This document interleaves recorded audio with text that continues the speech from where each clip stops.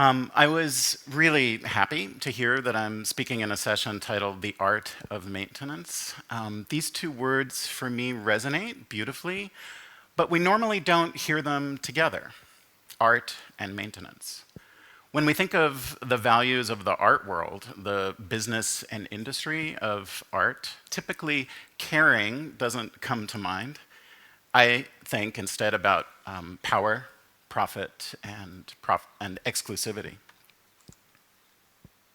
In fact, there's important work going on right now around the idea of communal care in art and design, especially as it relates to resistance. Recently, my own artist's practice has shifted in this direction, and I'm using the term Urgentcraft to start to get at it, and as a way to share these ideas in a time of crisis. So what makes these urgent times different? Crisis has been a constant throughout history, depending on where you are, who you speak to, and what communities you identify with. And recently, there's been a strong belief that art and design can make a difference, and sometimes it does. From the AIDS crisis and ACT UP to the rise of neo-fascism, we've seen people take action with tools and platforms that were most readily available to deliver an urgent message. But to approach the question, what is urgent, I think begs another one. Urgent for whom?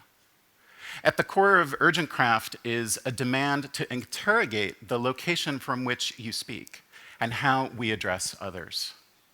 These are some of my markers, but whatever the language is that you use, this is the backdrop for approaching urgency. When I think about my own life as a queer person, it looks like a practice of becoming that's taken me several decades. It's an ongoing pursuit that's never complete, that I now see as slow and evolving. A delayed kind of urgency, the constant and never-ending work to find out who we are. So I've learned that there can be something slow about urgency, the patience that's required to do good work for and towards future worlds, the then and there of queer futurity. And I love the contradiction here, that to better understand crisis, we may need to recognize the slowness of how conditions evolve, how power operates, the patience to build and fortify over time, committing to maintenance as a form of urgency. For a while, I tried to explore slowness in this way, but in a more literal sense, with a curatorial project called Library of the Printed Web. Since Facebook introduced the idea of the wall in 2006 and then Tumblr in 2007, endless feeds have become the primary way to engage online, and we're still getting used to that now. The astounding speed and immediacy of algorithmically delivered information as it flies by on our devices. The printed web occupies this space of slowing down, a way of interrogating the network by pulling digital material into an in-between place, making it weird by letting it sit somewhere that feels both digital and physical. So for about 5 years, I produced 20 publications featuring the work of over 200 artists and writers. And I established an archive that contains hundreds of web-to-print works. And in 2017, the entire project was acquired by MoMA in New York. I delivered the archive to MoMA exactly 1 week after the Trump inauguration. And that's when I began to see the potential for the printed web to gesture urgently towards the political by freezing moments that would otherwise be lost in our digital archives. I noticed that a lot of information had suddenly disappeared from the White House website. So I used the Wayback Machine to look more closely, and I discovered that whole sections had disappeared from whitehouse.gov at 5 p.m. on January 20th, 2017, Inauguration Day. All content related to historically marginalized people had disappeared. including entire sections devoted to African Americans and civil rights, Asian Americans, LGBTQ, women, people with disabilities, seniors, children, and veterans. All gone. Instead, the Trump White House had suddenly replaced each page with this message: "Thank you for your interest in this subject." So I documented this, an act of erasure that, for the most part, today has already been forgotten. And I republished the material in print. How do we choose what to preserve? "Thank you for your interest in this subject" was a very small but pivotal moment for me when I realized that my publishing practice could interfere with normative narratives by recording and repairing erasure. Others were doing it too in surprising ways. I was outside a lot during those first weeks after the inauguration at protests all over New York City, and for the first time I noticed that people were printing out tweets and carrying them high above their heads, pulling material out of digital archives to perform it in public space. And this was such a different way of thinking about the printed web for me. This act of digging into archives and making something visible as a kind of urgent reminder, as an interruption in public, a small gesture that says something's about to be lost. So I want to recognize the craft here, the care in selecting and isolating an urgent message and bringing it into physical space.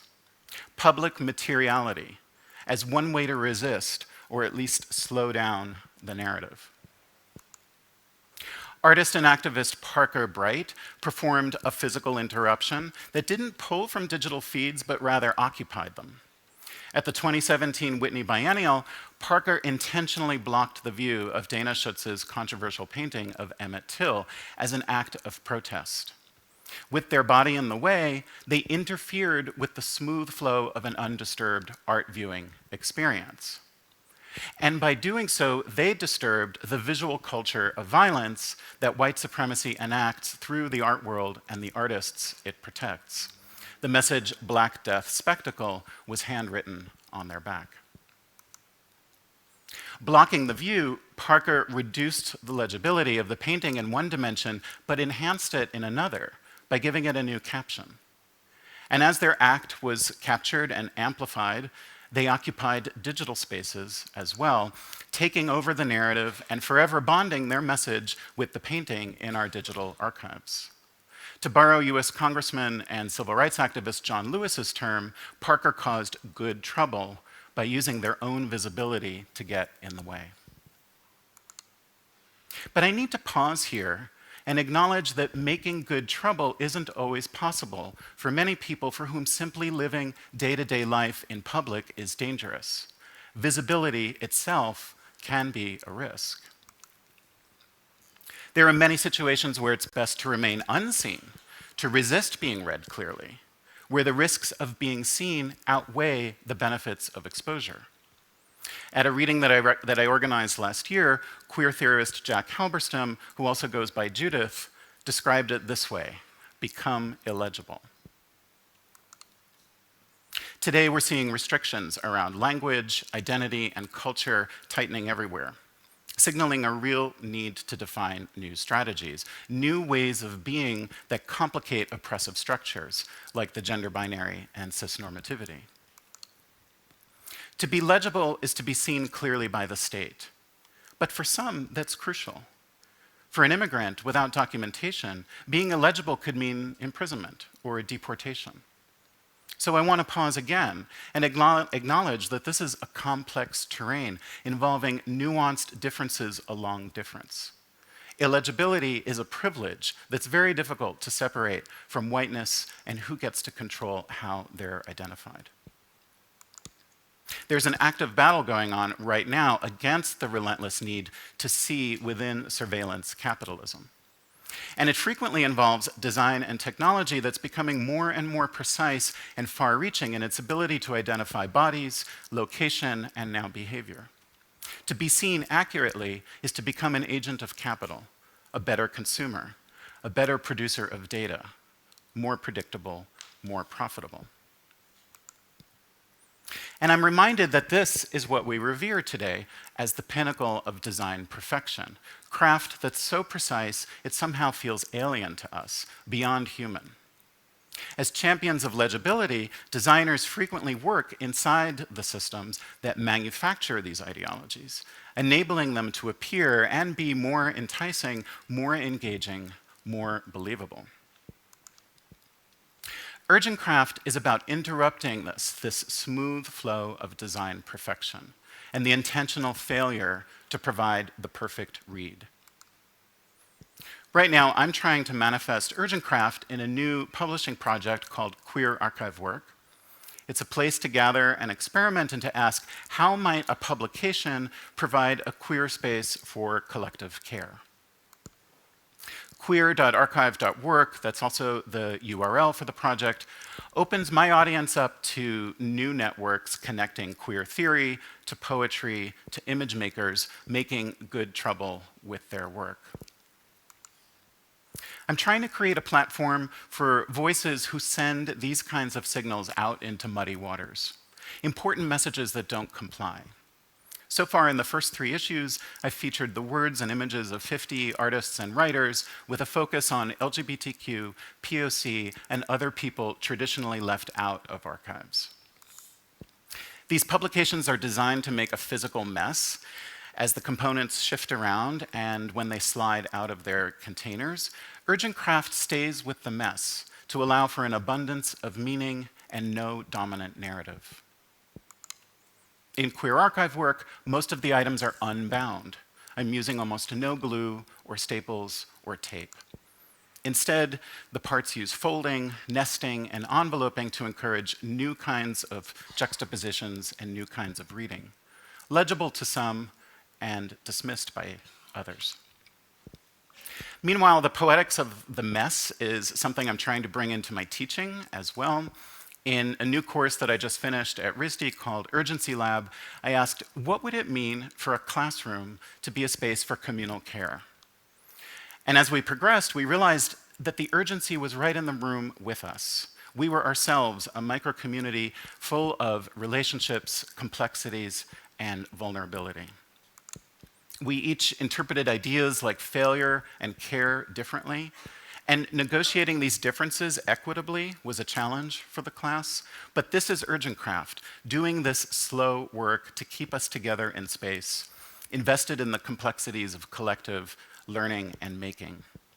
Throughout the semester, we discussed and wrote about ideas like boundaries, archives, post-apocalyptic practice, accountability, and identity. And I learned from these students as I saw them slowly self-organize and prioritize things like mental health, inclusivity, and joy. And at the end, we published this deck of cards, Urgency Cookbook, full of ingredients and recipes for survival and communal care. So to conclude, in our current political climate, where our relationship to truth and power is precarious, to say the least, I'd like to make a proposal that we consider some of these tactics like illegibility, agitation, radical publishing, and messy sense-making as a new kind of curriculum. There are many more. This is the full list, and they live there on my site. And if you're interested, I encourage you to go there and read more. It's a set of principles that works to resist oppression-based design ideologies, especially for art and design educators.